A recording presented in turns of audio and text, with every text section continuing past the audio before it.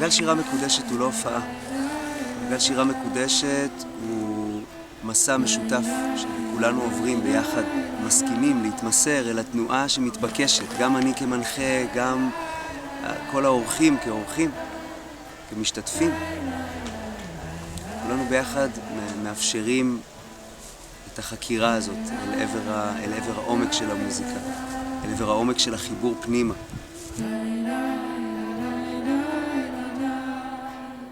דרך אורות מתאפשר לי לעשות משהו מאוד מיוחד. אני שרה שירים שלא אני כותבת, אבל שמדברים את הלב שלי בצורה נפלאה, שמצליחים לזקק את הרגש הטהור שלי של התפילה.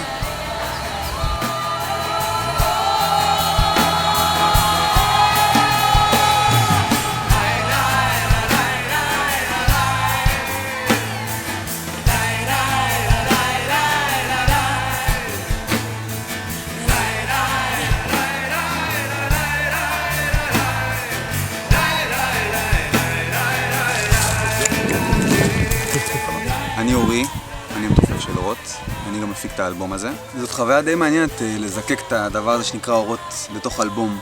אם במעגלים אנחנו יותר שמים פוקוס על ההקשבה למרחב ועל התפילה המשותפת, באלבום יוצא לנו יותר לשים לב לשירים, לעיבוד, להפקה, לניואנסים של המוזיקה עצמה. אני חושב שהשירים האלה מקבלים משמעות אחרת כששומעים אותם באינטימיות, בבית, לבד או ביחד.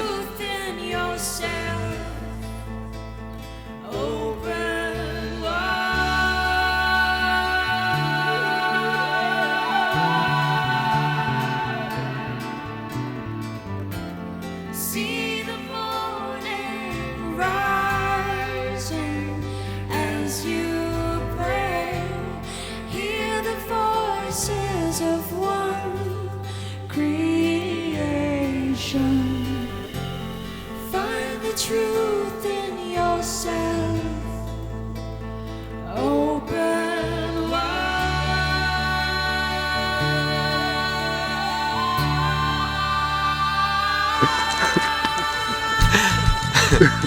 וולקאם, אנחנו מזמינים אתכם להיות חלק מהקהילה של אורות, מהמשפחה שאנחנו, מהמשפחה שכולנו.